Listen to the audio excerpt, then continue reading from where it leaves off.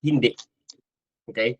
Debatable sa maraming mga theologians kung kasi nga raw kung halimbawa ang mindset mo ay ganun din yung kung ano yung mind mo rito na nandito sa heaven, ganun din ang mindset mo sa lupa, ganun din ang mind mo sa heaven. Maalala mo lahat ng mga memories mo, siyempre yung mga pinautang ni Ate Mega na hindi na nagbayad, mukhang hindi makakatulog sa heaven ng maayos yun. Tama ba, Sister Flor? No, ang daming mga hindi nagbabayad ng utang kay Ate Mega dahil madam yan. Wala na ba? Bayad na ba lahat, Ate Mega? Pero hindi po tayo naniningil dito sa mentoring, ha? So, kung ganun ang mindset natin, halimbawa, yung mga ganung bagay, maaalala mo pa sa heaven, baka magkabayaran ng ginto dun sa heaven. Tama ba? Ate Mega, ito po yung hindi ko yata na bayaran nung araw, nung nasa mundo pa ako, babayaran ko ngayon. Sabi ni Ate Mega, hindi ko kailangan niya. Mas kailangan ko nung nasa earth. Hindi ko naman na mabibili rito. So, bigyan ko kayo ng magandang sagot dyan sa part na yan since I think mga 10 to 15% lang naman yung nagsasabi na i-erase totally erase yung mindset mo. Wala ka ng memory. Ganun. Siguro para mas ma-deal natin ng maayos yung tanong, tingnan natin ang scripture. Okay? Mas magandang sagot galing sa Biblia. Kunin ko lang Bible ko. Kung di ako nagkakamali, nasa Isaiah 65. Sige, pakibasa. Especially sa 10 onwards.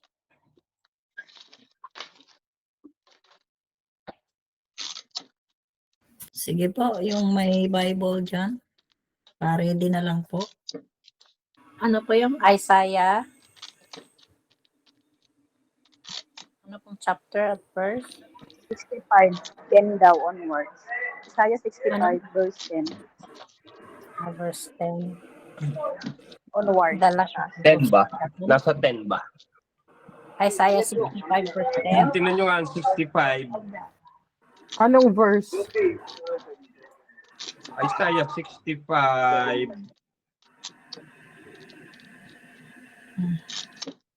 Anong 17. verse?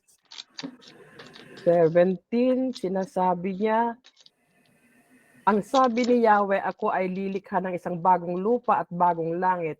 Ang mga bakas ng nakaraan ay ganap na ng malilimutan. Ayun. Ano sabi raw? Ang Ganap bakas. ng malilimutan ang bakas ng nakaraan. Oo, behold, I will create new heavens and a new earth. Sa ano na to eh? After na ito ng Sa millennial kingdom na yan. judgment. Tama ba na sa theology class, tinuturo ko sa inyo, after ng white throne of judgment, papalitan na ni Lord ng bagong langit, bagong lupa. Wala na raw ang former things will not be remembered. Tignan mo yun, no? Former things will not be remembered, nor will they come to mind. Yun. Hindi inalis. Papaliwanag ko lang sa inyo kasi hindi binura yung memory mo. Former thing past and your former things will not come into your mind. Naintindihan? Naiintindihan niyo yung paliwanag ko? Hindi binura yung memory mo, but your past will not come into your mind. Posible bang mangyari yan na ang isang pangit na bagay ay hindi napapasok muli sa isip mo? Yes. Mamaya, papakita ko sa inyo. Bibigyan ko rin kayo ng illustration. Ngayon, Brother Roland, paano yung mga mabubuting bagay? Halimbawa, magulang ko, Christian, nag-serve kami, magkasabay kami, umiiyak kami pareho, lahat ng mga ginawa naming mabubuti nung naglilingkod kami sa Panginoon. Pati ba yun, Brother Roland, will not come into my mind pag nasa heaven ako? Yes or no? Yes. Tingnan natin kung ano itong hindi napapasok sa ating mind pag nasa heaven na tayo, nor will they come to mind. Balik tayo sa surrounding verses. Can we go to 16? 16. Whoever invokes a blessing in the land will do so by the one true God. Whoever takes an oath in the land will swear by the one true God. For the past troubles will be forgotten and hidden from my eyes. Yun, dami ano? Kung titingnan natin yung context ng Isaiah 65, lalo yung malapit sa 17, mukhang ang hindi mo lang maaalala ay yung mga pangit na bagay. Katulad ng troubles. 15. Pawang susumpain ng mga hinirang sa kawain ni Yahweh, ang Panginoon Diyos, kayo mamatay, etc. Mga negative things.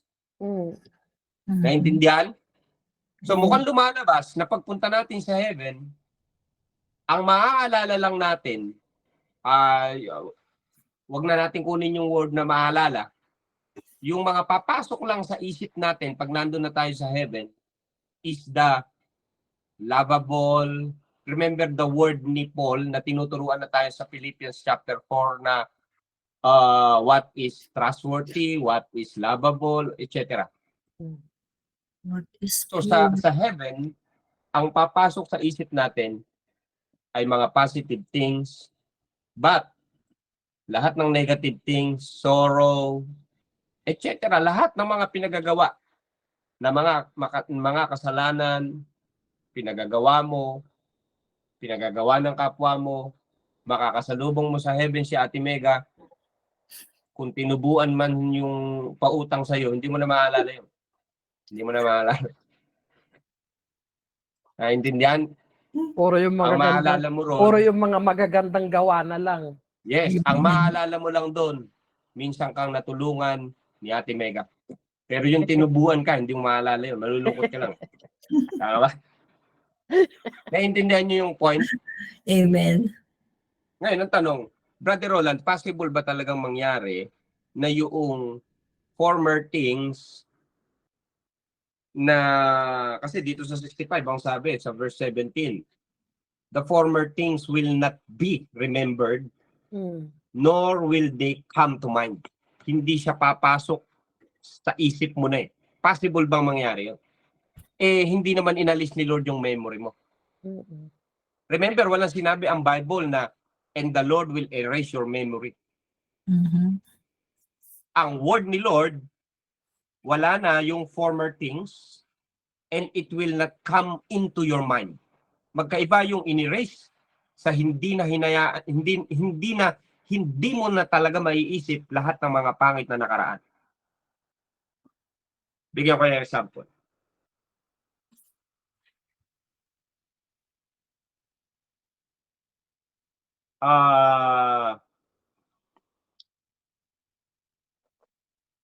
Kapag pumupunta ka kapag katanghaling tapat, pagtanghaling tapat, natatakot ka ba sa dilim? Hindi. Naintindihan? Kaya hindi ka takot sa dilim kasi tanghaling tapat. Hindi mo naiisip ang kadiliman. Amen. Eh kung nag-eclipse, Ang tanong ngayon, kunin nyo itong mabuti dahil ito yung illustration na ang dami kong na-research. Ito yung best illustration. Kung tanghaling tapat, hindi mo naiisip ang kadiliman. Tama ba? yes. Amen. Kaya ka lang naman naghahanda ng sulo, ng kandila. Kasi alam mo, may darating na gabi. Madilim. Nakukuha yung point? Hindi totally aalisin yung memory natin.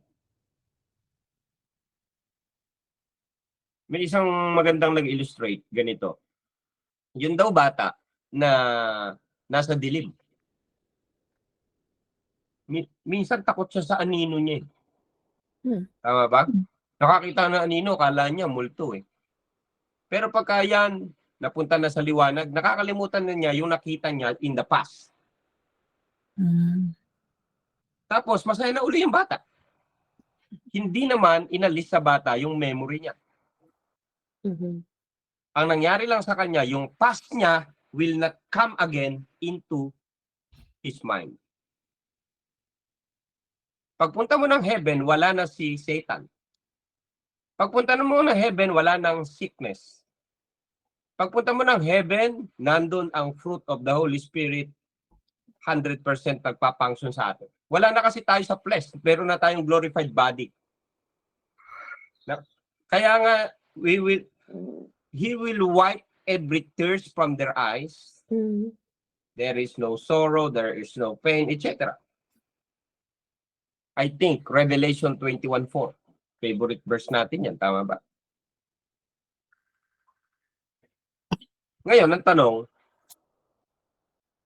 clear ba? Sa mananampalataya yung sinasabi ko, ha? Sa mananampalataya. Clear ba? Nasagot ba ng maayos muna ron sa mga believers, Ate Mega? Clear? Naintindihan nyo na?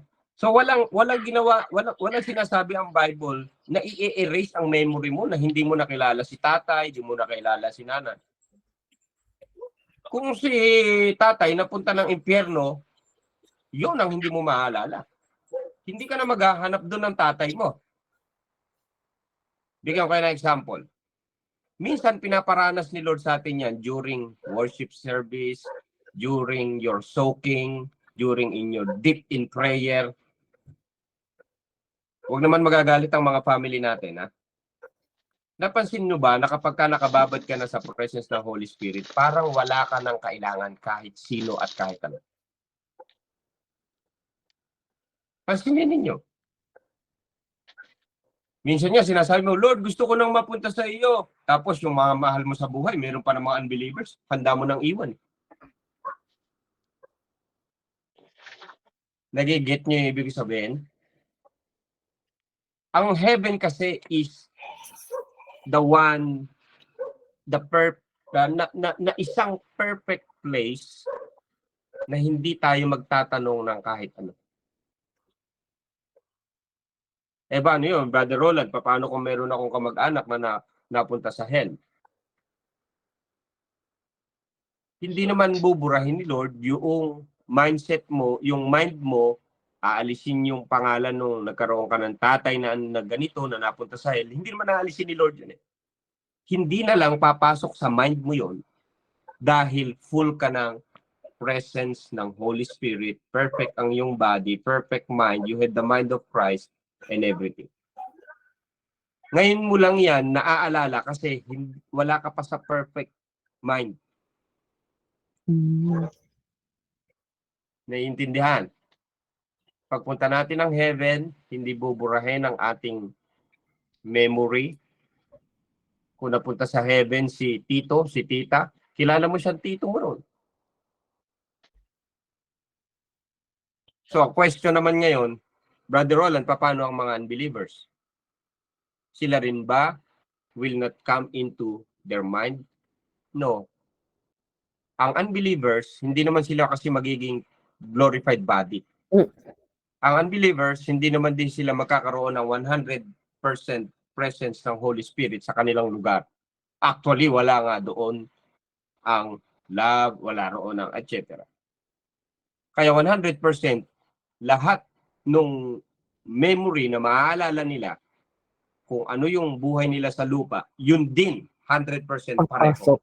Kasi yung place na napuntahan nila, hindi naman perfect place na katulad ng pupuntahan natin. Ako, kanya ibig sabihin? Kaya different ang place, different ang destination. Kaya ikaw, na perfect ang napuntahan mong place, hindi na papasok sa isip mo everything. Sabi ng Isaiah, will not come into your mind. Kunin niyo yung word na yun. Di masyadong idinidiin dun eh. Puro former things. Pero yung will not come into your mind, hindi natin masyadong nagigit. Pero doon sa hell, katulad nung mayaman, kilala niya si Lazarus. Mm. Tama? Alam niya, I think Luke chapter 16 or 19. Parang Luke chapter 16 verse 19 to 31. Si Lazarus, yung mayaman na napunta sa impyerno, kilala niya. Pati mga kapatid niyang nasa lupa pa. See? Nagpapalungkot sa kanya, maalala niya yun. Kaya nga, nakukuha niyo yung difference at nakukuha niyo yung right word. Bagamat hindi buburahin ang memory mo. Ang sabi lang ng Bible, yung past, former things will not come into your mind. Nag-get? Amen. Maayos ba ang paliwanag ko? Amen. Naintindihan na yung doctrines na yan. Hindi na kayo nagtataka pagdating ng heaven. Pag may nagtanong sa inyo, kaya na sagutin? Mm. Kasi maraming pastor hanggang ngayon, hindi pa kaya sagutin yan. So ngayon, at least, naunawaan mo na, naintindihan na ng mabuti. Sige, any follow-up questions muna hanggang doon kasi marami pa tayong tanong. 10:30 na pala. Sige. Clear ba? Clear ba ang paliwanag natin? Naintindihan po ba? Isaiah 65. Basahin nyo ang Isaiah 65. Isaiah 65 is the revelation to the kingdom na darating. The new heaven and the new earth. Okay? So, ulitin ko. Whoever in 17, behold, I will create a new heavens and new earth. Absolutely. Ito ay na-judge na ang mga unbelievers. Papalitan na ni Lord ng bago ang lahat. The former things will not be remembered, nor will they come to mind. Nor will they come to mind. Hindi sinabing inalis ang memory, inalis ang pag-iisip mo, nakalimutan mo na si ate, si kuya. Ang hindi lang papasok sa'yo, yung verse 10 hanggang 16. Yung mga negative things. Dahil ikaw ay nasa perfect place, perfect presence ng Holy Spirit, ni hindi papasok sa'yo yung mga bagay na yan. So kung napunta sa hell, ang isa sa mga mahal natin sa buhay, they will not come into your mind. Mm. Naintindihan niyo po yon? Amen. Ngayon ka lang nalulungkot dyan kasi siyempre nasa flesh ka pa, nasa body ka pa. Nako, si napunta sa hell, makakalimutan ko na pala siya. De, praise God. Inalis na ni Lord sa'yo. Nagpapabigat lang sa'yo yan eh. Remember? Kaya gusto ni Lord, sumaya ka. Kung napunta man sila ron, hindi naman tayo nagkulang. Napaalala sa kanila. Alright. Huwag ka lang sumunod doon sa hell, ha? Okay? Mamaya gusto mo, may mga ganun eh. Dahil sa kagustuhang, nako, sabi ni Kuya Roland, makakalimutan na pala yung ko. Ayoko na sa langit. Pareho kayo magdudusa doon. Tama ba? Naintindihan? Clear na tayo dyan? Clear Amen. na? Next time, kayo na ang sasagot dyan. Kaya ba na? Kaya na, Ate Mega, ikaw na sasagot dyan next time. Amen. Praise the Lord. Glory to Sige. God. Kung may follow-up question, bago natin alisan. So, pag walang follow-up question, ibig sabihin, na-explain ng maayos sa inyo. Okay? Sige, paki-thumbs up kung pwede na tayong malis dyan. Okay? Thank you, Sister Bogain, Florlyn, Anisita, Jojan. Andiyan pala si Jojan, no? Sister Rochelle, Nanay Luby, Ate Imelda, Mary Ann. Okay na. Sige, next. Next question, Sister Flor. Ano ang problema natin? Yan. Sabi po sa question number 2, hello Kuya Roland, hindi ko po alam kung anong tamang question. Paano po maalis sa akin ng feeling of guilt for all the sins that I have done in the past? Feeling ko po, hindi ako pwedeng mag-exhort. Feeling ko po, hindi ako ang tamang tao to teach and to preach. Feeling ko lahat ng ipapaliwanag ko babalik sa akin or yung feeling na parang mali ako palagi. Thank you po. Siguro itapon muna yung feeling mo. Kasi yun lang ang problema mo yung feeling tama ba? Feeling Feeling ko po, hindi ako na feeling ko po. Lahat naman ng mga pastors, bishop mo, leader mo, kung kami nakabase lang din lagi sa feelings namin, ay hindi tayo makakapaglingkod sa Panginoon dahil ang feelings natin ay pabago-bago at madalas ang Yeah. feelings natin ay negative.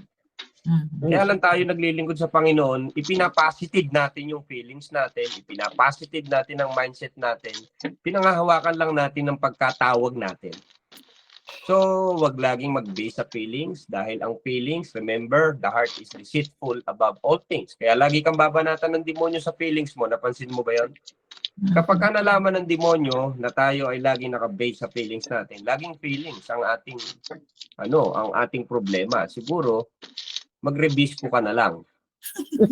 No. Ano yan, di ba may kantang gano'n? Ano ba yan? So, I encourage you, kapatid, na ako man, ang Kuya Roland mo, Brother Roland mo, ay tinatamaan din ng ganyang feelings. Pero hindi tayo dapat nagbabase dyan. Kung may pagkatawag tayo, gawin natin yung pagkatawag natin sa Panginoon. Pagka nagtuturo ka, tumayo ka sa tithe and offering, nag-a-usher ka sa church, gawin mo yun dahil yun ang calling mo. Ngayon, kung hindi pa maalis yung feeling mo, gawin mo muna yung pagkatawag mo, tsaka mo harapin yung feelings mo. Wag mo hayaan na yung feelings mo ang maghindran sa pagkatawag mo. Kasi ang pagkatawag natin ay hindi naman ibinase sa feelings ni Lord. Ang pagkatawag natin ay dahil sa pagtitiwala ng Diyos sa atin. Alam niyo po ba yun? Amen. Kung lagi na lang ang pagbabasihan ni Lord yung feelings natin, yung mga kahinaan natin, hindi na tayo pagkakatiwalaan ng Diyos. In the first place, alam na ni Lord ang mga weaknesses natin, alam na ni Lord ang mga pagdadaanan natin. Pero tinawag pa rin niya tayo. Pinagkatiwalaan pa rin niya tayo. Dapat yun ang tinitingnan natin. Hindi laging feelings. Number one, pagka feelings ninyo ang problema ninyo sa pagsaserve sa ministry, madalas di ka magsiserve sa ministry. Lalo sa panahon natin ngayon, ang number one na enemy ng church is emotions ng mga members, leaders, pastors. Very emotional ang church today. Pansinin ninyo, dyan tayo inaatake ng kaaway palagi. So maging matalino tayo na wag naman ibase sa feelings. No? Kung very high talaga ang feelings mo, balik mo sa pagkatawag sa iyo. Dahil tinawag ka ng Panginoon, pinagkatiwalaan ka ng Panginoon. Sabi ko nga, lagi ko nga katwiran kung tinawag ako ng Panginoon, lagi akong sasamahan ng Panginoon. Ang lagi lang kumukontra lagi sa akin, yung feelings ko. Feeling ko, di na ako karapat-dapat sa Panginoon. Feeling ko. Kaya nga sabi ko, number one dyan, tapon mo yung feelings mo. Hindi joke yun. Totoo yun. Itapon mo yan. Hindi magandang yung feelings na yan. No? Ngayon, ang gawin mo, magpalalakas ka, magpatatag ka. Siguro kung laging feelings ang problema, tama mo na lang yung feelings mo. Parang ano lang yan parang lalaki lang yan. Tama ba? Kasi di naman ang feelings mo sa dalawang lalaki. Tama ba? In love ka sa pogi tsaka pangit, pareho lang din namang feelings yun. Naintindihan? So, ang gawin mo na lang, itama mo na lang yung feelings mo. Dalin mo kay Lord yung feelings mo. Feeling ko, mahal ako ni Lord. Feeling ko, pinagkakatiwalaan ako ni Lord. Feeling ko, pinapatawad ako ni Lord. Feeling ko, dun mo itama yung feeling mo. Feeling ko, I am the righteousness of God. Feeling ko, I am the new creation. Feeling ko, I am chosen by God before the foundation of the world. At least yung feelings mo, tama. Based on the scripture. Naintindihan nyo? Pero yung feeling ko, kinukondem ako ng Diyos. Hindi siya based on the scripture. Kaya ang magandang gawin natin, itama yung feelings natin. So I hope, kapatid, na kapag ka nangihina ka, maalala mo itong sinabi ko sa iyo. Ang feeling ko sa iyo ay mag-rebisco ka na lang muna. At may commercial na gano'n nung araw. Ewan ko, kami lang yata nila Ate Mega yung mga nauubos na buhok dyan. Tumatanda na. Si Bing, inabutan pa yata ito. Tsaka Sister Love, ano? Sila yung nung araw na salit na magbigay ng rebisco.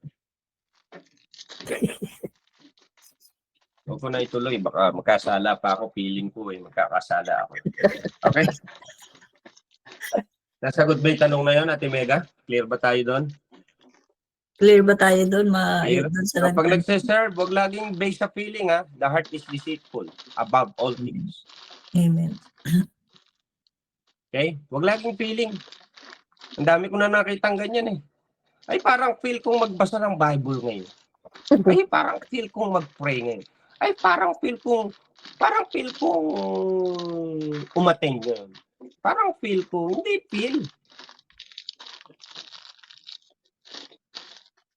Para feeling. No, pagka hindi dumating yung ganung wara feeling, hindi ka na magsiserve kay Lord. Feeling ko, may natutunan niya ako, I think 2 years ago, narinig ko ito kay, ewan ko, nag-e-exhort yata si Sister Mylene Magsino, biglang pumasok sa isip ko yun. Kasi dati, ang katwiran ko, nagsiserve ako sa Diyos kasi mahal ko ang Diyos. Tama? Amen. So tama naman yun dahil ang mga pastor, marami tayo narinig niyan, serve ka because you love God. Hindi, pagka you serve because you love God, hindi mo laging love si God.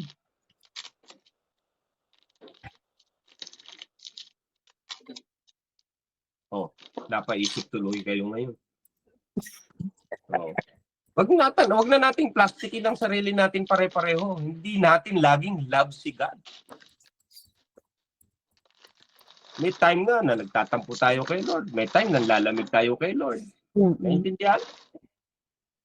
May time na, tinan nyo yung revelation, hindi nyo na ako mahal katulad ng dati. Ang pagmamahal natin sa Diyos nagbabago. Minsan naka-high, minsan naka-medium, minsan naka-low. Kasi tao tayo eh. Ganun talaga. Pero bakit tuloy-tuloy ang apoy? Tuloy-tuloy ang pagiging passionate mo? Kasi dapat hindi ka nagsiserve dahil mahal mo si Lord. Nagsiserve ka dahil alam mo mahal ka ni Lord. So whether naiintindihan mo yan, nararamdaman mo yan o hindi, yan ang sinabi ng Scripture. He first loved us. So mahal ka ni Lord, yun lang. Alam mo, yun lang word na mahal ka ni Lord. Pwede nang i-control lahat yun ng mga negative feelings natin. Amen. Ako siguro hindi na ako patatawarin ni Lord. Teka, mahal ka ni Lord. Siguro, nag-backslide ako, hindi na ako tatanggapin ni Lord. Hindi ba mahal ka ni Lord? Oy, siguro, ang mga taong kasama ko, hindi na ako susuportahan. Teka, mahal ka ni Lord eh. Ang suporta mo, kunin mo kay Lord. Kaya ako, ang training ko sa inyo, hindi umasa sa tao. Umasa kayo kay Lord. Amen. So, sa tao, we can pwede tayong ma-disappoint sa tao at pwede tayong maka-disappoint ng tao. Both yun. So, anong gagawin natin sa feeling? I-positive na lang natin ang feelings natin. At wag sunod ng sunod sa feelings. No? Pati yan sa pagbabasa ng Bible, pagpe-pray, hindi laging feeling. Madalas nga, sinasabihan ka ng Holy Spirit, hindi mo feel. Napansin niyo yan? Hello? Pansinin ninyo ako sa pag-i-study ko sa Holy Spirit, madalas, malakas ang boses niya kapag hindi mo feel. Amen. Kaya ka nga niya sasabihin kasi, teka, nawawala na, hindi mo na iba na yung feeling mo eh. Biglang ang lakas ng boses ng Holy Spirit, boom, balik ka sa ministry. Boom, serve me. So follow God. Ganun lang ang ministry. Ako po, buhat nang bumalik ako kay Lord, 6 na taon na yata. Bakit tayo nakapagpatuloy? Ate Mega. Nilabanan din natin ang mga feelings na yan. Amen. May time din na haharap ako, Lord, parang hindi ako karapat-dapat. Luhod ka kay Lord, pray ka kay Lord. Pag angat mo, magugulat ka, si Lord ang nag-aangat sa iyo. And every time na humaharap ka sa tao, Sinasamahan ka ni Lord. At after noon, Lord, nagawa ko po pala yun. Kaya sa kanya ang papuri. Amen. Very simple. Sa 6 na taon, ang daming time na sinamahan din ako ng Panginoon. Pero bakit hindi ko nagawang magyabang sa lahat ng mga victory na ginawa sa akin ng Panginoon? Dahil alam ko rin sa sarili ko na kung ako lang, hindi ako aabot sa ganitong situation. At napakadami ko pang pangarap sa buhay sa ministry. Naintindihan niyo yun? Kaya si Lord, ganun ang character niya. So, doon, dagdag natin yun, ano? Mas madalas nagsasalita ang Holy Spirit sa'yo pag hindi mo feel. Kasi yun ang trabaho niya. Amen. No? Hindi mo feel mag-pray, hindi mo feel magbasa, hindi mo feel mag-serve. Doon siya.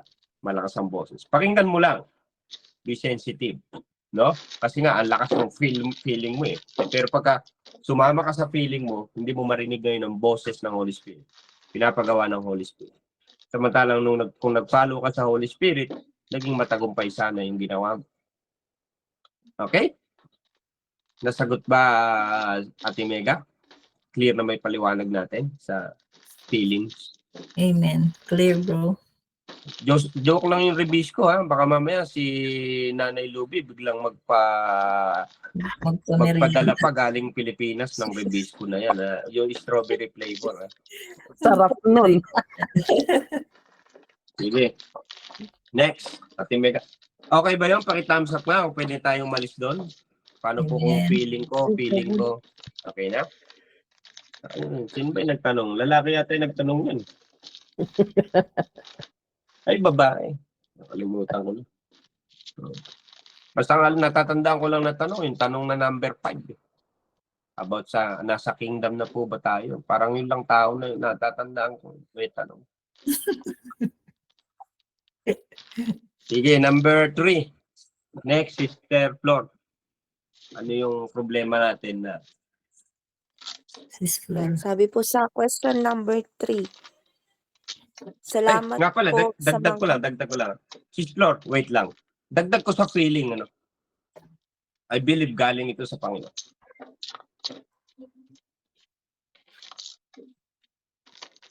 Yung nabago tayo,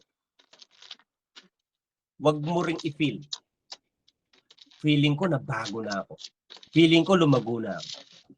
Madami ko na-obserbahan sa church. Laging umiiyak ng Sunday. Pagdating ng Monday, ganun din ang buhay. Kasi hindi ngunit umiyak ka, nabago ka. Hindi ngunit na-feel mo na bago ka. Kasi very, very deceitful ang ating emotion. Amen. Galing ng demonyo. Galing ng kahawa. Ako, ano kasi ko, malikot ang isip ko eh. Nag-o-observe ako eh. Kaya si Lord Jesus, ano siya eh, kasi naiisip ko, Lord, bakit ka ganun magsalita sa Pariseo? Mga ulupong, lahi ng, ganun siyang magsalita eh. Lord, hindi mo ba iniisip yung feeling ng mga Pariseo?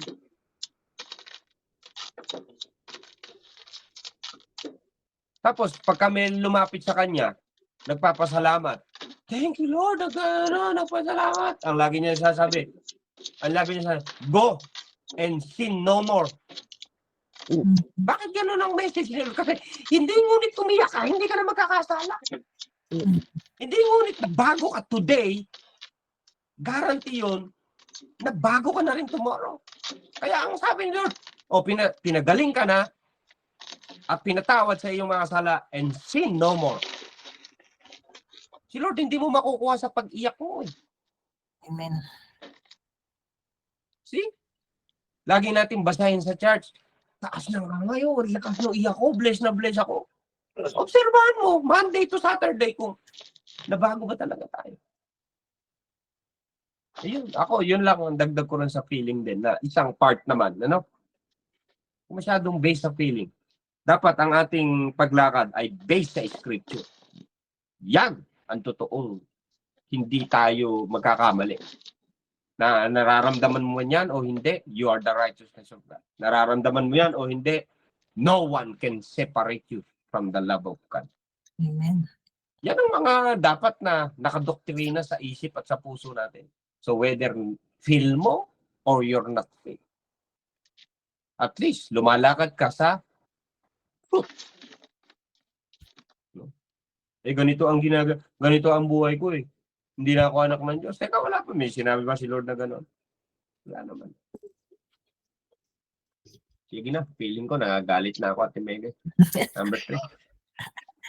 Sis Flor and partner Flor. Yan, sige po. Para po sa Hmm. question number 3, sabi po dito, salamat po sa mga learnings. Praise God sa inyong buhay and grabe po. Pasalamat po naka-join po ako sa mentoring as well as sa ibang training. Nabanggit niyo po kanina na kapag magpapastor, we have to be strong, matapang, malakas ang loob. Kuya, I am being recommended by my pastora to become an assistant pastor, pero di ko pa din po sinasign yung application. Sabi ko, mag-i-inquire muna ako kay Lord. Tapos every time i-come to the Lord, I make excuses to Him para di mag-respond sa call. Nararamdaman ko that there is a battle within. Yet God give me many reasons wrapped with promises to respond to the call and trust Him. Pag nakikipag-usap ako kay Lord, nawawalan po ako ng dahilan to turn my back from Him. During my quiet time with the Lord, nararamdaman ko yung kalakihan niya at pakiramdam ko, kakayanin ko kasi siya ang kasama ko. Dagdag pa po nito yung parang confirmation from the people around me, which I learned na isa din po sa mga confirmation ng calling, support ng asawa ko po, then yung pag-push and declaration of support ng mga may other co-leaders. Kaso kuya, iniisip ko na mahina po ako as I evaluate myself, hindi po ako matapang. Sobrang sensitive ko po when I look to my past life. Yan po ang isa sa mga reasons. Bakit ako paulit-ulit nagfe-fail? So my question is, kapag mahina po ba ang loob at sensitive, hindi na po ba ubra sa pastoring? PS, kuya, pag sa sarili ko pong paningin, talaga mahina ako. Di ko kakayanin. Pero kapag naalala ko yung word ni Lord, lalo na during my quiet time with Him, I feel na ang lakas ko at kakayanin ko kasi kasama ko siya. Kuya, I don't want to turn my back from Him. Kasi isang karangalan ang makapaglingkod sa Kanya. Kaso inaalala ko po at natatakot ako na baka ma-fail ko siya along the journey. Yun po.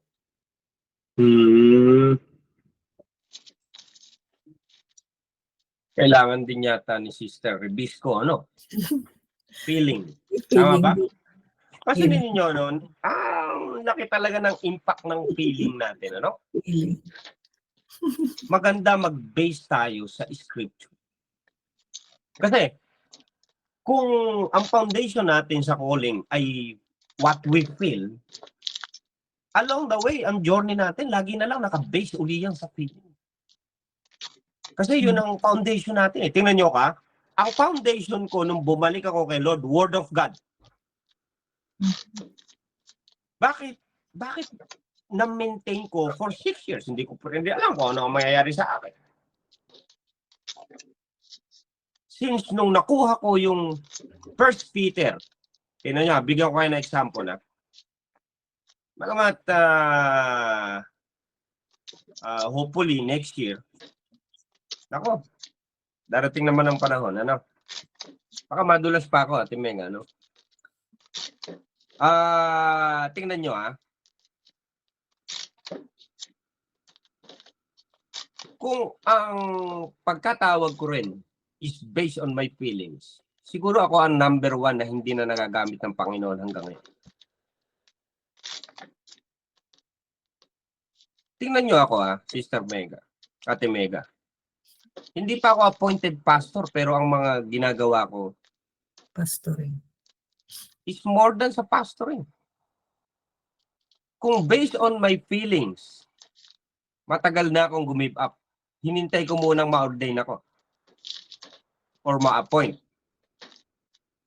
Humingi na rin sana ako ng tulong sa mga kakilala kong pastor and bishops. Ang dami, Ate Mega. Amen. Bakit ako for 6 years, pinatatag ng Panginoon? Hindi based on feelings ang aking commitment sa calling. Ang nabasa ko, Ate Mega, yung 1 Peter chapter 5.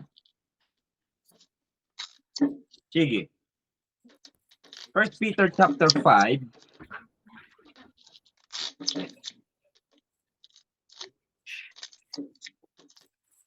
Pakibasa nga. Simulan nyo sa 1. Kung ang ano talaga natin ay based on feelings, hindi tayo magiging matatag na leaders. Hindi tayo magiging matatag na lingkod ng Panginoon. Kaya maganda nga yan. Simula pa lang, gusto na ng Panginoon, ang foundation natin ay Word of God sa calling natin. Alam nating may pagkatawag tayo. Alam nating may sinasabi ang Scripture sa atin. Sige, 1 Peter chapter 5, verse 1 hanggang ano lang siguro, hanggang 4 lang. Okay na yon. Pakibasa nga po yung 1 Peter chapter 5, verse 1 to 4. 1 muna. Sige, ano po sabi? Sige, Nay. Sa matatandang namumuno sa inyo, nananawagan ako bilang isa ring matandang pinuno ng iglesia na tulad ninyo, bilang saksi sa mga paghihirap ni Kristo at sapagkat makakabahagi ako sa karangalang malapit ng ipahayag. 2. Pangalagaan ninyo ang kawan ng Diyos na ipinagkatiwala sa inyo. Gawin ninyo ito ng maluwag sa loob at hindi napipilitan lamang. Iyan ang nais ng Diyos. Yes. Gampanan ninyo ang inyong tungkulin hindi dahil sa kabayaran, kundi dahil gusto ninyong makapaglingkod.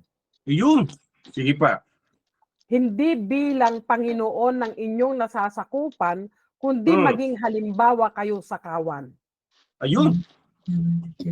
Tapos, pag dating ng Panginoon, At parito ng pinunong pastol ay tatanggap kayo ng maluwalhating koronang di kukupas kailanman. Amen. wow, grabe. Pero nga, nung nabasa ko to, lalo yung 2, ipinamamanhik kong alagaan ninyo ang kawang ipinagkatiwala sa inyo ng Diyos. Nung nabasa ko siya, nung nagsimula kasi ang SFC, bagamat bago pa ang SFC, may pinagkatiwala na ang Diyos sa akin. Una sa lahat, ginawa akong ang nilid ko unang ministry, parking ministry. Alam niyo ba yun? Amen. Bumalik ako kay Lord. Alam niyo ang binigay na ministry sa akin? Parking ministry. Ginawa ko yun ng buong puso. Alam niyo ang trabaho nun? May parking kasi sa Kawagoe nun. Kakabalik ko kay Lord, 1 buwan pa lang yata.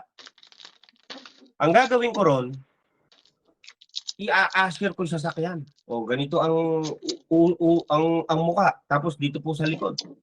Tapos may bayad kasi yun, 300 yen. Ako naniningil nun. Pinakaayaw kong gawin yun. Kaya nga sabi ko sa inyo, kung based on calling, ay based on feeling, doon pa lang, bagsak na ako kay Lord. Minsan, itetest tayo ni Lord sa feelings natin. Now, naniningil ako nun, 300 yen. Alam mo sa atin lang to May mga hindi nagbabayad, nakakalimutan, nag-aabono ako doon. Minsan, 3 tao, 900 yen. Eto pa kahit umuulan, ina-assure ko sila ron.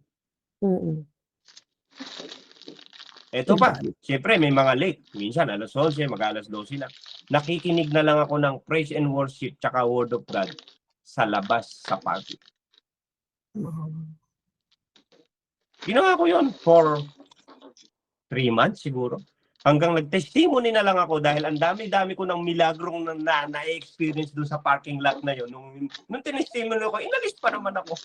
Ina-enjoy ko yung ministry. Diba, diyan ko yung kinuwento sa inyo na nakikinig ako ng worship song na ano ba yung title nun? Love you so much, Jesus, for you are my sun and shield. Umaambon nun, madilim ang paligid. Doon lang sa parking lot, may liwanag ng araw. Grabe. Nung unang, for you are my son. Ang anak nun, si Sister Jane. Ang anak ni Sister Jane. Kalimutan ko na yung pangalan. Yung praise and worship leader nun. Tapos, sabi ko, parang tsamba lang siguro to. Kasi isa lang eh. Alam mo, umulit yung chorus, for you are my son, Angel. Another. Doon lang sa parking lot, may liwanag ng araw. Sinikret ko yon for more than a month. Sa amin lang ni Lord. Kaya nga, doon ko nagawa na inaabunuhan ko talaga yung mga hindi nagbabayad.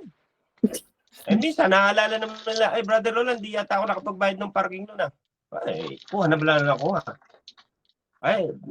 Ayun po ba yan? Kasi bayad na yun.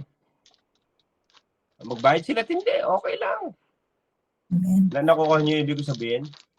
So, kung doon pa lang, and then, ang sinasabi ko nga dyan, after noon, ginawa akong leader ng mga men's youth. So, ginawa ko yun ng buong puso. Kasi nga may nabasa ako. Ang nabasa ko rito, ipinamamanhi kong alagaan ninyo ang kawang ipinagkatiwala sa inyo ng Diyos. Ganito, may pinagkatiwala ba ang Diyos sa'yo? Yun. Hindi mo na kailangan ng ordination ng church. Nilagay ka na ng leader. Gawin mo, leader. Nilagay ka ba sa praise and worship team? Alagaan mo ang worship team.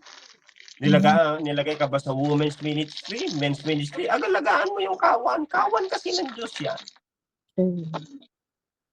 Gawin mo ng buong puso. 2 tao lang yan. Ako nga nagsimula sa SFC, 2 lang din po ang taong nilagaan ko. Bakit tayo umabot ng ganito? May nag-alaga kasi sa 2 nauna. Lahat nagsisimula. Si Pastor Kibuloy, 10 lang din yung sumama sa kanya nung umalis siya sa oneness. Dumadami ang mga tao na marunong mag-alaga ang leader. Ganun lang po talaga. Pero kung 2 pa lang, ayaw mo na, subukan na agad ni Lord. Parking lot nga lang, ayaw mo pang gawin eh. Sasakyan pa nga lang, hindi mo kayang i-disciple, tao pa kaya. Sabi siguro ni Lord sa akin, tama ba? Naintindihan? Amen. 300 yen, hindi mo kayang isakripisyo. Tithes and offering mo pa kaya. Minsan si Lord, test ka talaga. Dadaan tayo sa testing. Pero kung laging, feeling ko kasi mainit sa labas. Feeling ko kasi uulan, mababasa ako. Tingnan nyo. Si Lord, sinasamahan niya yung mga taong hindi nag-bedpay sa feeling. Kasi yun ang magagamit niya. Nakakuha na ba kayo ng leader na puro laging feelings? Ay kuya, wala po. Lagi na lang wala eh. Kaya siya wala. Naintindihan? So ganun din kay Lord. Ayaw ni Lord ng ganun tayo sa pagtanggap ng calling. Binibigay ko nga yung sarili ko sa inyo na bilang isang example. Kung nag-base lang din ako sa feeling, kahit until now. Ngayon lang naiintindihan niya ng mga tao na maayos kasi ang teachings natin, maayos na ang tinuturo natin, pag-alaga natin sa tao. Talagang ang goal lang natin, ayun, no? Pamahalaan ninyo ito ng maluwag sa loob.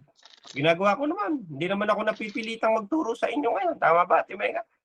Amen. Maluwag sa loob. Tapos, hindi napipilitan lamang sapagkat iyan ang ibig ng Diyos. So, pagka may calling sa'yo, halimbawa, ina-appoint ka ng pastor mo bilang leader, mentor, or anything, gampanan mo lang daw siya ng maluwag sa loob. Mahal mo yung kawan. Tinawa, bigyan ko yun ng point kung talagang tinawag ka ni Lord na mag-handle ng flock o mag-handle ng tao. Una sa lahat,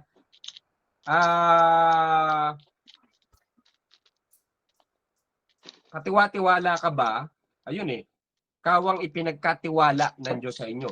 So number 1, hindi ka naman i-appoint ng isang pastor kung walang tiwala sa iyo. Number 1 yun. Number 1 na maganda, pinagkatiwalaan tayo. Naintindihan? Oo, nung isinenta ko rito, hindi mababayaran yung pagtitiwala. Hindi mababayaran yung binigay na tiwala ni Bishop Abner sa akin. Ang dami naman pwedeng pastor na isend sa lugar na ito. Pero ako yung pinagkatiwalaan. Hindi mababayaran yun. So number one, may nagtiwala ba sa atin? Nung nilagay ako sa parking ministry, may nagtiwala ba sa akin? Paano kung basagin ko yung mga bintana ro, kunin ko yung wallet sa loob? Yan. Paano kung sa Pilipinas pala, magsususwi pala ako, Ate Mega? Tama ba? O kaya magaling ako magbaklas ng side mirror, saka gulong, umaalis na lang yung mga members. Pastora, ba't apat yung gulong nito? Dalawa na lang po yung natira. Ako, baka si Kuya Roland, naibenta yung 2 gulong. Ibinenta na. Gawin mo na lang bisikleta, 2 na lang yata yung gulong. Ba? So may nagtiwala sa atin. Number 1 na sign kung talagang may calling tayo, may nagtitiwala sa atin. Kunin mo yun. Kayo ba, sabi kasi pagtiwalaan, ayun, no? Pangalawa, pamahalaan ninyo ito ng maluwag sa loob at hindi napipilitan. So isang part yun. Maluwag sa loob, di ka napipilitan kasi may nagtiwala sa iyo eh. Amen. Iba kasi yung may nagtiwala sa iyo, nabibigay mo yung buong puso mo dun sa ministry. Ang kunin mo, nagtiwala yung pastor ko, nagtitiwala si Lord sa akin, maluwag mo magagawa yung calling. Anything na pinagkakatiwala sa atin ng Panginoon. Pangalawa, gampanan ninyo ang inyong tungkulin, hindi dahil sa masakim na paghahangad ng pansariling kapakinabangan. Number 1, yung calling ba na inaalok sa'yo ay pansarili mong kapakinabangan? Hindi po. Di nasa 1 Peter 5. Pero kung gusto mo lang, halimbawa, tatanggapin ko yung pagiging pastor, ako, para makaganti ko dito sa kasama ko to, i-appoint ko rin to sa parking ministry. Tsak, hindi tatanggap. Ayun. Masakim na pagkahangad yun. Sabi ni Lord, hindi ganon. Pero kung walang ganon, adi pasok tayo sa qualification ng pag-handle ng kawan. Naintindihan? So, leadership man yan, praise and worship team man yan, etc. Wala siyang masakim na paghahangad. Pangalawa, kundi sa katuwa ang maglingkod. Natutuwa kang mag-serve sa ginagawa mo. Kasi number 1 kasi, dapat masaya ka sa ginagawa mo eh. Amen. Kasi ang pagpasok sa ministry ay maraming sacrifices. Ang pagkuha sa calling, maraming sacrifices. Alam nyo ba na pwede kang maging masaya kahit nagsasakripisyo? Pag-isipan ninyo. Sila Paul, bakit nakakulong? Ang saya-saya nila. Nasa suffering season sila, pero sila yung nagsasabi sa Philippians, rejoice in the Lord always. So, importanteng masaya ka sa ginagawa mo. Para kahit may suffering, at least masaya ka sa ginagawa mo. Halimbawa ako, alas 11 na rito, nagpupuyat pa, di pa kumakain. Nagsasapiring din tayo ng gutom. Tama ba? Bakit ganun? Hindi mo nararamdaman ang gutom, ang pagod, ang puyat. Bakit? Masaya ka sa ginagawa mo. Number 1 sa ministry, kung gusto nating magtuloy-tuloy, huwag mo nga alisin yung saya sa ginagawa. Okay? So, next. Kundi sa katuwang maglingkod, hindi bilang Panginoon ng inyong mga nasasakupan. So, hindi ka naman si Kibuloy eh. Si Kibuloy nga, out na dito eh. Kaya pinahuli na ni Lord, tama ba? Ate Mega, share naman dyan. Ikaw yata nagturo, yung 10 million eh. Hindi ka man lang nag-share sa amin kahit na. Balato naman, Ate Mega. No? Baka taga-SFC nagturo kay Kibuloy na nagtatago lang pala ron, mag-share naman kayo kahit na 5 duling lang eh, pwede na doon sa akin. Okay. 2 million. Hindi bilang Panginoon ng inyong mga nasasakupan, marami Ingat, pag naging leader na, parang lordship. Okay? And then, next, ano yung kasunod? Bukod sa hindi bilang Panginoon mga kundi bilang uliran ng inyong mga kawan. Magiging example ka sa flock. Una sa lahat, ayan, isa-isahin lang yan. Tapos, kailangan pala, may nagtiwala sa akin, Tapos, hindi naman pansarili to. Mahal ko talaga sila. Gusto kong lumago ang church. And then, masaya ako naglilingkod sa Panginoon. Hindi ako mukhang Panginoon dito sa nasa sakupan. Kundi, uliran ako ng mga kawan. Example to the flock. Then, 4. So, yung 2 to 3, yun ang requirement sa isang pastol. Naintindihan? Naget? So, number 4, at pagparito ng Pangulong Pastol, sino yun? Chief Shepherd. The Lord Jesus Christ ay tatanggap kayo ng maningning na koronang di kukupas kailanman. Sino yung merong crown of life sa heaven? Hindi lahat meron, Ate Becca. Ang meron lang crown of life, yung nakapasok sa 1 Peter 5. Hindi ngunit pastor na may crown of life na sa heaven. Sabi ko nga, baka nga pastor, bishop, kasi laki lang din ng tansan yung nakuha sa heaven. Tama ba, Ate Becca? Kasi nga, pwedeng naging lordship kasi siya sa church niya, naging mayabang, naging pang sarili na lang ang gusto. May requirements eh. So, yung mga nakapasok sa qualification ng 1 Peter 5, bishop ka man, pastor ka man, elder ka man, anything na ginawa mo na nag-alaga ka ng kawan na pasok sa qualification ng 1 Peter 5, you have the crown of glory that will never fade. No? Amen. So si Ate Vicky, lagi sinasabi niya sa inyo na, ako si Brother Roland, nakita ko sinuutan ng crown of glory. Bago pa niya sabihin yon, nabasa ko na sa 1 Peter 5, kaya nga tayo nagtuloy-tuloy. Amen. So hindi lang si Peter, hindi lang si Bishop, Brother Roland, ikaw din. May pinagkatiwala ba sa yung dalawang tao? Pinagkatiwalaan ka ba sa morning prayer?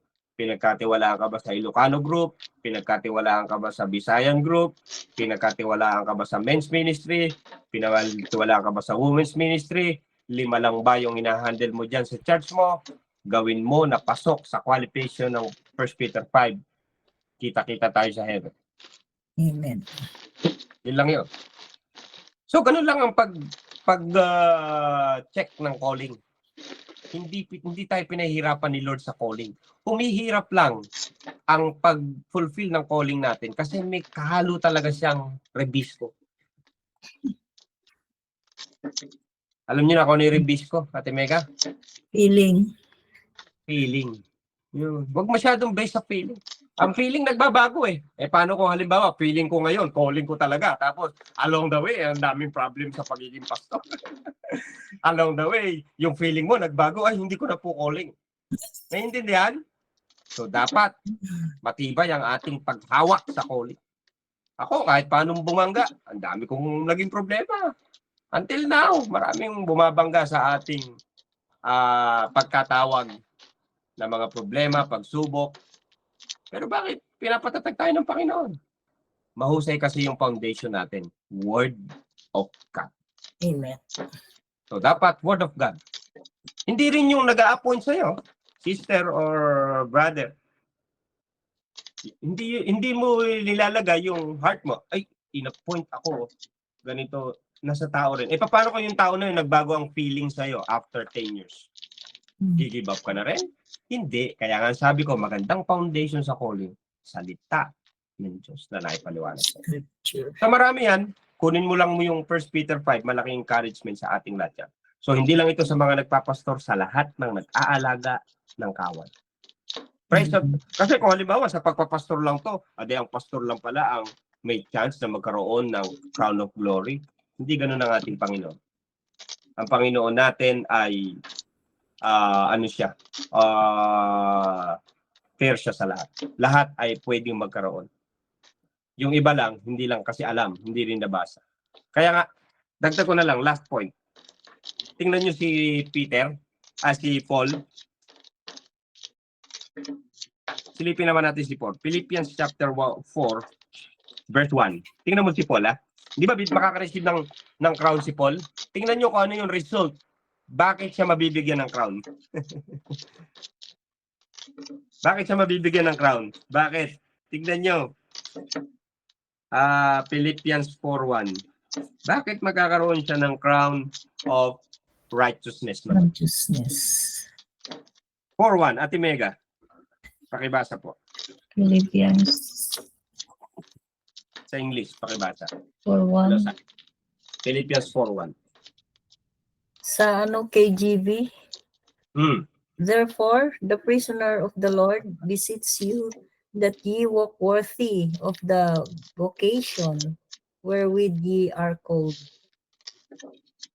Worthy of... Sa NIV nga, puro D yung narinig ko, Ate Mega, nalilito ako. Parang si Dina Bonabi yata yung binabasa ko. Puro Sino po D. may NIV dyan o Tagalog? NIV, Sige. sa NIV sabi niya, therefore my brothers and sisters, you whom I love and long for, my joy and crown, stand firm in the Lord in this way, dear friends. Tingnan nyo ha, ang pagkakasabi ni Paul doon sa sinusulatan, sino sinusulatan niya? Taga Philippians, tama? Filipos. Na mga hinahandle niya, tama? Ano po ang pagkakasabi sa kanya? My joy And and my crown. my crown. Yung hinahandle mong tao, yan ang corona mo sa Diyos someday. Eh, pinabayaan mo. Dahil sa feelings. Pinagpalit mo yung corona sa ribisco.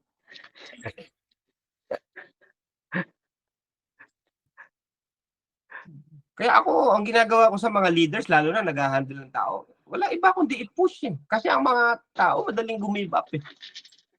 Amen. Kaya ang kailangan, maintindihan natin, hindi bingi at bulag ang Diyos at hindi tayo dinadaya ng Diyos. Kasi kung isipin nyo, ang daya naman sa church, kami nagpupuyat. Tinan nyo, nag-aaral pa tayo hanggang ngayon. Yung ibang hindi naman nag-aalaga, tulog na eh. Pagising kinabukasan, mas malakas ang katawan nila, kompleto sila sa tulog, tayo puyat. Nag-aaral pa tayo kung paano ayusin ang calling natin, paano tayo matututo. Naiintindihan? Ganun ba ang Diyos natin? Siya ba ay Diyos na walang hustisya? Kasi ang buhay naman ay hindi naman dito. After this, rewarding ceremony ang naghihintay sa atin. So ang mahirap dito, tinatawag tayo ng Diyos, tapos takot, tinanggihan natin.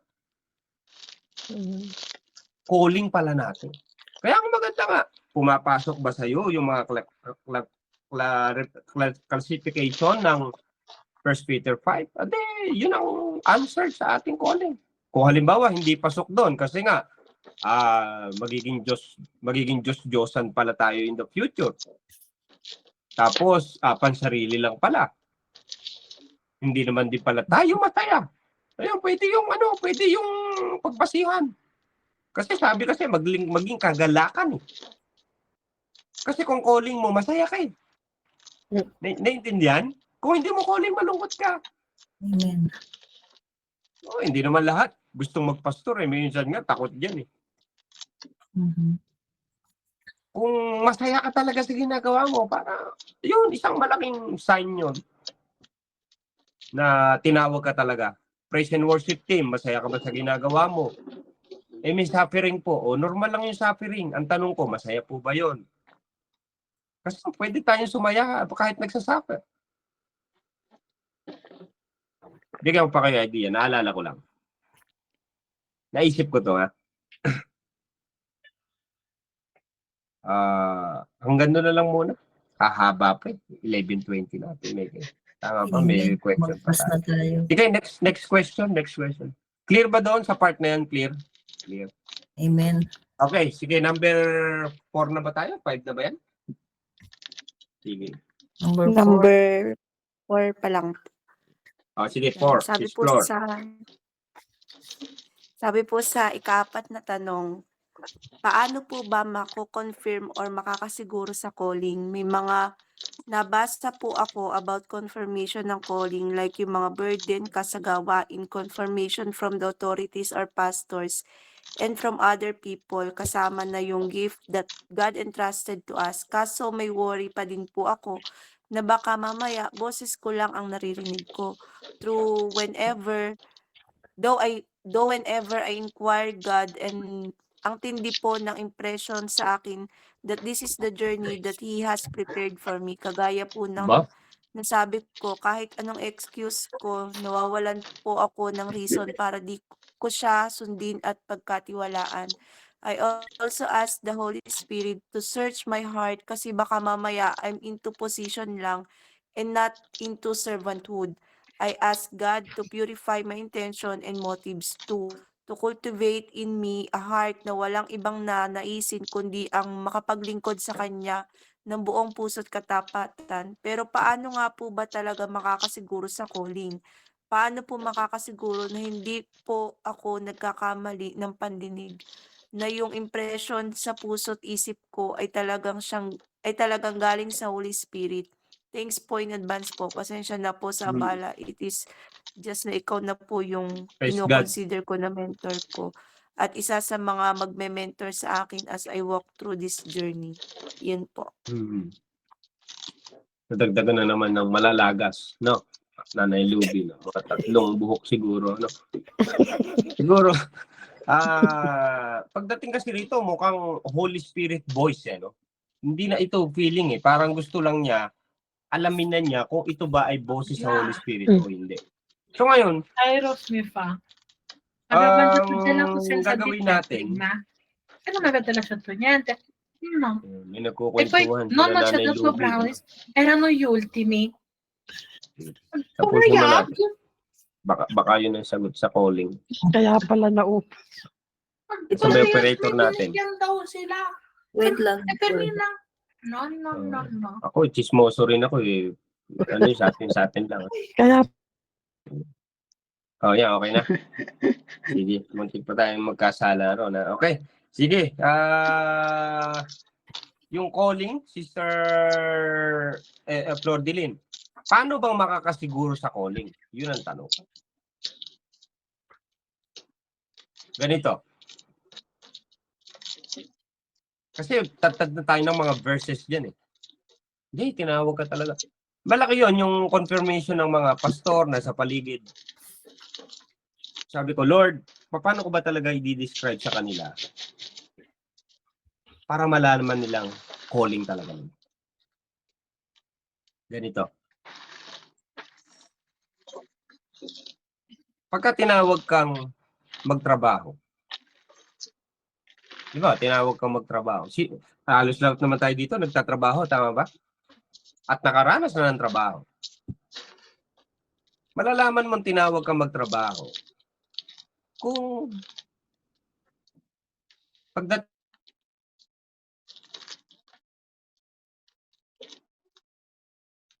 sa trabaho, magang-magang, gising ka. Tama po ba? Tama? Pero ayaw mong gumising. May part na ganun, tama ba? Tara pa, gusto mo pa matulog, pero gigising ako kasi tinawag ako magtatrabaho. Pagdating sa work, gawin mo to, gawin mo yan. Hindi tayo nagrereklamo. Kasi alam nating trabaho. Tama? Minsan kahit mabigat, ang bigat-bigat na ito, gagawin mo trabaho. Lalo na nga pag nandiyan pa yung boss, tama ba? Minsan yung 10 kilo, parang 1 kilo lang ang buhat natin sa gaan, no? Pag nandiyan na yung boss, no? So, tinawag yun magtrabaho.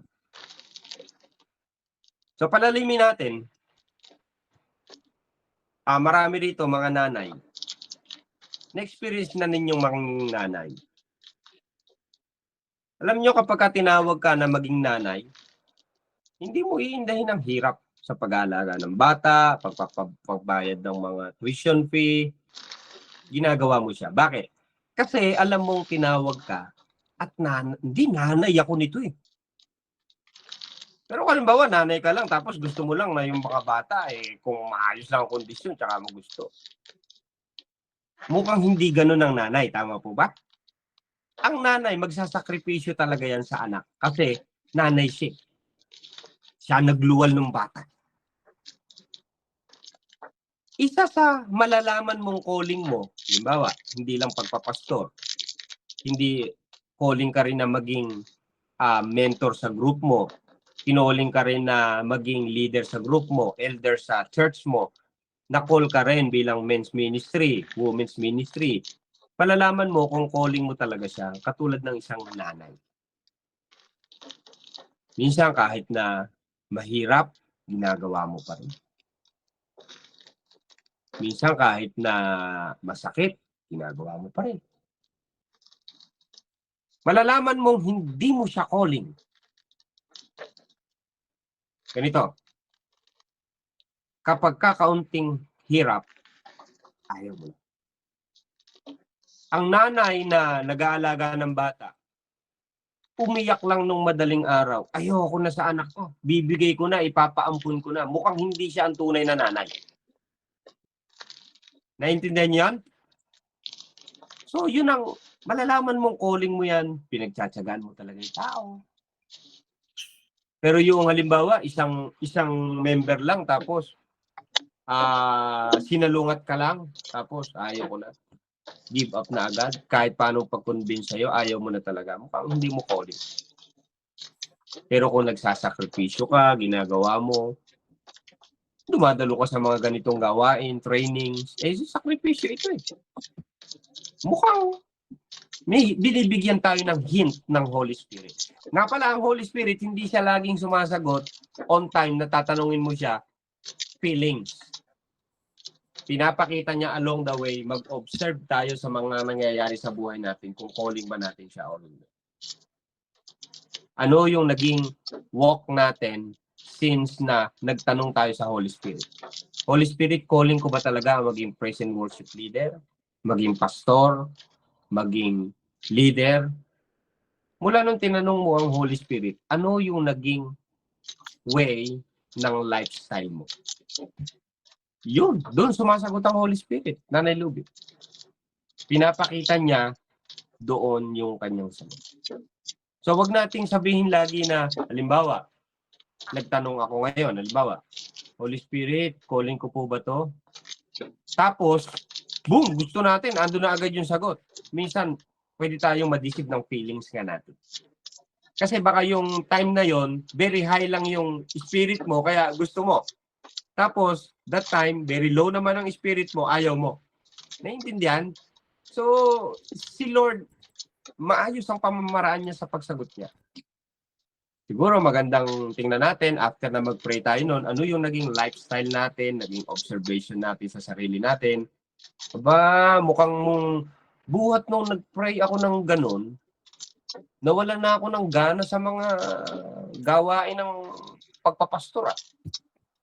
Mukhang hindi mo calling. Naintindihan? Mukhang nung nag-pray ako noon, parang nagpapastor na yata ako ngayon. Adi sumagot na si Lord sa calling. Very simple. So, ang makakasagot lang ng mga ganyan, Nanay Luby, yung nagtanong at yung mga nagtatanong din sa inyo. Tinawag ba akong maging praise and worship leader talaga? Oo, tingnan niyo yung mga obserbahan din natin ang ating lifestyle. Huwag laging Rebisco, no? Na-highlight ngayong gabi ang Rebisco na yan. Huwag laging feelings. Sabi ko nga sa inyo, kahit si Brother Roland, I believe, kahit Bishop Abner yan, mas maraming pagsubok sa akin yun. Give up. No? So mukhang maganda ang word ni Lord sa atin lahat nandito ngayon. Ano? Huwag laging nagbe-base sa feeling. Mag-give up, susuko tayo agad. No? Sige. So okay na siguro yan. Clear na ba ang sagot natin doon sa part na yun? Sige, ilan na lang ba yan? Ate Flor. Mukhang marami pa. Naku, Hanggang 5 lang ang nilagay 7 ko po ito. Naku, hanggang 5 lang. May Yun ang una pa nga nagpadagdag ako. pa din po. Feeling ko gutom na ako eh. Lord din, Sige. Next. Yan, sabi po sa number 5. Bro, tanong, tayo ba nasa kingdom ngayon? Perfect ba ang kingdom natin ngayon? Yun po. Pasagot mo rin sa nagtanong. Alam naman din niya yung sagot niya. Perfect daw ba? Ano sabi? Ano yung unang tanong, Sis Flor? Ang Ano sabi daw po niya ay, yung kingdom? tayo ba nasa kingdom ngayon? Perfect Yun, ba sagutin ang muna kingdom natin. natin ngayon? Kasi yung perfect, ba ang kingdom natin ngayon, mukhang, ano naman, common sense naman, Nanay Luby, di ba? Kung perfect ang kingdom natin, Siguro, sagutin natin kung nasa kingdom ba tayo ngayon. Nakulong na ng founder. Kaya wala na tayo sa kingdom ngayon, no, Sister Love, diba? Nakulong na eh. Wala na, sarado na yung kingdom. Yun. No? Yun po ang sagot, sarado na yung kingdom, sinara na. Yung kingdom kasi sinasabi sa Bible ay yung darating si Lord sa second coming. Pangako niya yon saan? Sa Israel. Ang tawag diyan ay Davidic Covenant. Davidic. Turo ko sa inyo sa theology class, di ba? Tuturo ko sa inyo every Friday, malapit na tayo doon. So ang tawag doon, Davidic Covenant. Doon lang magsisimula ang kingdom at ang perfect kingdom. Ginagamit ng iba yung word ni Christ na the kingdom of God is at hand. It is in your heart. Ang kausap niya kasi ron ay mga kingdom people na pinapatay siya eh. Tama ba, Timeka? Pinapatay siya ng mga Hudyo. Na-postpone yun. Na-postpone yung kingdom na i-build ni Christ. Kaya nga may second coming. Eh kung nandito na ang kingdom, bakit magkakaroon pa ng second coming of Christ? Wag na sana. Dati nalilito pa ako dyan. Kailangan mo lang talagang tingnan ang dispensations, rightly dividing the word of truth, nasaan dispensation ka, anong panahon ngayon. Ang daming mga words sa Bible na we cannot apply talaga. Kasi kingdom mindset siya. Di ba, binigyan ko kayo ng Mark 16:16. Kagating ka man ng, tuklawin ka man ng ahas, di ka maano. Eh, ba't di nangyayari ngayon? Uminom ka ng lason, di ka rin maano. So, wala pa tayo sa kingdom. Darating yon. Pag naiwanan ka sa rapture, baka abutan mo yon. Pero mukhang yung nagtanong, mararapture naman. Kasi, baka gustong magpaiwan kasi marami pang pautang. Ano? Nanay Luby, ha? Baka maningil. Pasagot yan kay Bingay. Andiyan ba si Bing? Bing, sagutin mo raw. Si Bing. Ay, grabe si Ate Mega. Akala ko sa kanya lang to. Kaloka talaga to. Kuya, sa atin lang to ha. Kasi may klase po ako sa BCF ngayon. Sa atin lang to. Ang dami-dami natin dito. Kaya maganong kasi si Ate Mega kasi. Ano ba yon? Natanong ko lang ito kasi may inaral po kami kagabi about dun sa kay Abraham, ganun yung pagkakasunod-sunod. Ngayon nabanggit po na yung sa generation ngayon, sa genealogy ngayon is parang perfect kingdom siya. Kaya nagtanong din po ako sa teacher ko, bakit siya nagiging perfect kingdom? Nasasaktan din naman tayo. Nagtatrabaho pa rin naman tayo. Alam mo yon. So, yun yung mga tanong ko. Kaya siya, parang yung sagot po niya sa akin, hindi pa rin ako convinced. Sagot niya doon? I-forward ko na lang sa'yo, kuya. Grabe kasi sa Ate Mega. Logrobish. Forward ko na lang sa'yo, kuya. Naku, pahihirapan mo pa ako magbasa. Ang dami ko ng unread messages. Ako na lang magsabi kung anong tanong ay sagot. Hindi, hanya mo siya. Pagka siya nagkukwento, mas makatotohanan eh. Kasi tinanong ko kasi yan kay Ate Mega, pareho din kami ng sagot niya. Tapos sabi niya, tinanong mo sana yung teacher mo kung perfect ba siya, sabi niya. Sabi ko, hindi naman pwede yung ganun. Tapos? Kuya, i-forward ko na lang sa'yo, kuya. Si Tita Annie, andyan din yan eh. Nag-aral din yan ng TE1. Kaya sabi ko, parang may something, sa level na yun. Which is okay naman from the beginning, pero dun sa na yun, dun sa Abraham, kay David, at saka sa mga sa Babylon, di ba na yun na 2000 BC, 1000 BC, and then 600 BC. Tapos sa generation natin ngayon, nung na-resurrect ang Panginoon natin, bakit naging perfect siya? Yun yung tanong Siguro, ko. may mga ganun talaga. Kunin na lang yung malayang tinatanggap ng kaluluwa natin, ganun, at nakikita nating Oo based nga. on scripture. Ganun na lang kasimple. Hindi naman ibig sabihin naman pagka may ganun teachings, kulto na si mentor or ano. Hindi, wag na lang tanggapin, wag na lang papasukin. Tapos kunin na lang yung natutuhan ng lesson at kung sa tingin lesson, ade itapon na lang, ganun lang naman. Wala naman tayong makukuhang perfect teacher, perfect pastor, basta ang mahalaga, maayos ang relationship muna natin sa isa't isa. Bing. Ako, yun ang mapapayo ko. Pero kung tatanungin mo sa kung perfect na ang kingdom ngayon, teachings kasi yan ng Jehovah's Witness. Kaya medyo mahirap siyang galawin. Kaya maganda, mag-observe din tayong mabuti. Baka mamaya, sinasabi nating born again Christians tayo, ang teachings pala natin, dating daan na. Teachings natin, iglesia na ni Manalo. Madali kasing madali kasing makapasok ang ganyang klaseng spirit sa church pag hindi aware ang nagbabasa ng scripture, no? Bagamat tingnan din natin, baka nga nasa perfect kingdom na tayo, hindi natin alam, di ba? Tingnan natin. Aralin natin mabuti yun, Sis Bing. Pero kung tatanungin natin, bakit babalik pa si Lord? Sa second coming, kung nandito na ang kingdom. Tama ba, Nanay Luby? Bakit may second coming of Christ pa? Kasi na-postpone nga kasi yung sa first coming niya. Mahirap bang intindihin yun? Sabi nga ni Michael B., kailangan pa bang i-memorize yan? Diba? Naalala niyo yun? Common sense. Minsan, may mga Bible na, may mga, ako, nagbabalance ako ng mga scripture. Minsan, common sense lang din. Common sense. Kung nasa kingdom na tayo at perfect kingdom na to, Lord, diyan ka na lang po. Okay na po kami dito.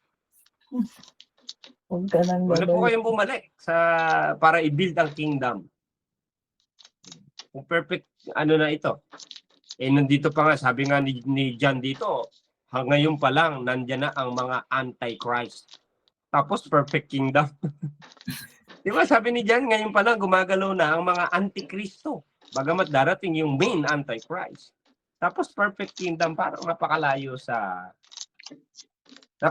scripture. Yun lang naman ang ko. Pero may mga ganun talaga. Maganda. Hindi ko rin naririnig yung side nila kasi, Sis Bing. Mahirap din kasi yung kwento lang, no? Pero baka mainan natin. Pero kung tatanungin, kaya babalik si Lord sa second coming of Christ kasi i-build niya ang kingdom. Yun ang purpose ng pagbabalik niya. Papatayin nga niya yung Antichrist kaya hindi ito perfect kingdom. Darating lang ang perfect kingdom pagka si Jesus Christ nakaupo na sa Jerusalem. Magre-reign siya ron ng 1,000 years. Millennial reign. Sa theology class, tuloy ko na lang. So yun, Sister Bing, okay na ba yung sagot natin dun muna? Opo. Thank you, Kuya. Okay. Pero kung gusto niya ang perfect kingdom, meron sa Davao. No? Kibuloy. Davao. Huli na. Ano, doon kay Kibuloy. Sige. So, ganyan na lang muna siguro. 5 lang na may nilagay ko. Next na lang yung dalawa. Amen. Gabi Okay na ba? rin. Kasi kung perfect man ang kingdom, bakit kailangan nating matulog pa ngayon? Ano? Pahinga muna tayo at kita-kita tayo bukas para bukas excited agad no? Tingnan. Next Amen. week, pag-usapan natin ang marami pang tanong. Hintayin ko ang mga PM ninyo.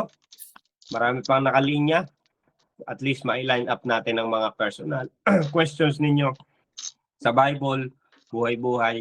At magtulungan tayo. At salamat din dahil sa inyo natututo rin ako, lumalago rin ako. Sabay-sabay tayong lumago sa Panginoon. Yun lang po. God bless everyone. Thank you, Sister Flor and Ate Mega sa pag-handle ng ministry at sa lahat ng nandito. Amen. Amen. Salamat.